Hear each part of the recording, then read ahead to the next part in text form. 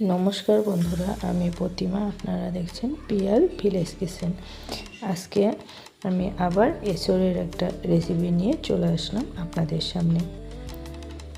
এঁচোড় এইভাবে রান্না করলে মাংসর স্বাদকেও হার মানাবে।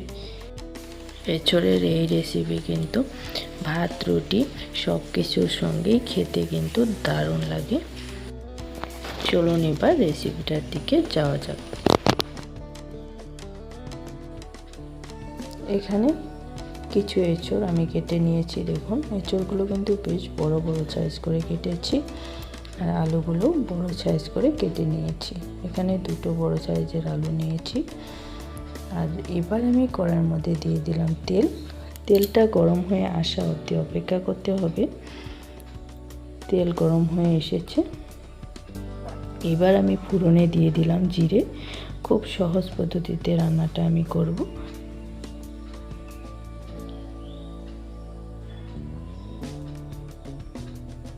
দেখুন, জিরের ফোড়ন হয়ে আসলে এর মধ্যে আমি প্রথমে আলুগুলো অ্যাড করছি।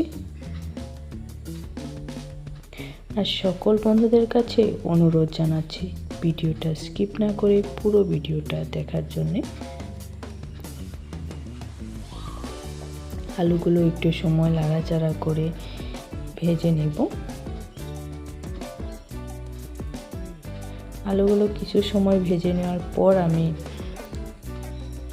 এঁচোড়গুলো অ্যাড করছি।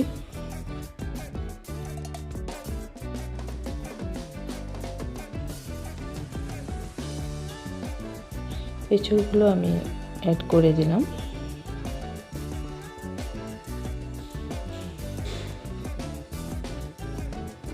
এবার নাড়াচাড়া করে বেশ কিছু সময় এঁচোড় আর আলু ভেজে নিতে হবে। এঁচোড়গুলো আমি ফোড়নের সঙ্গে মিশিয়ে দিলাম। এবার ঢাকা চাপা দিয়ে দিচ্ছি।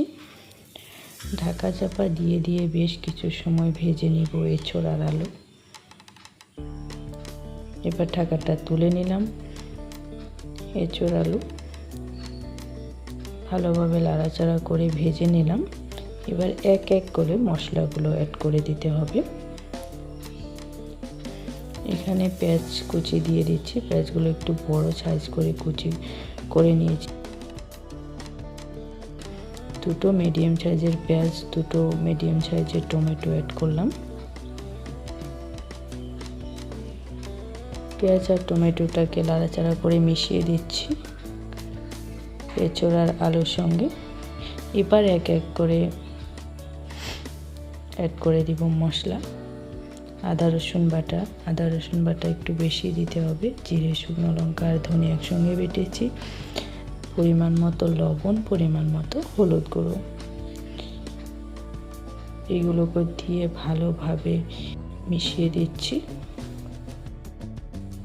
এবার অনবরত নাড়তে নাড়তে ভালোভাবে মশলার সঙ্গে এঁচোড় আর আলুকে ভেজে নিতে হবে।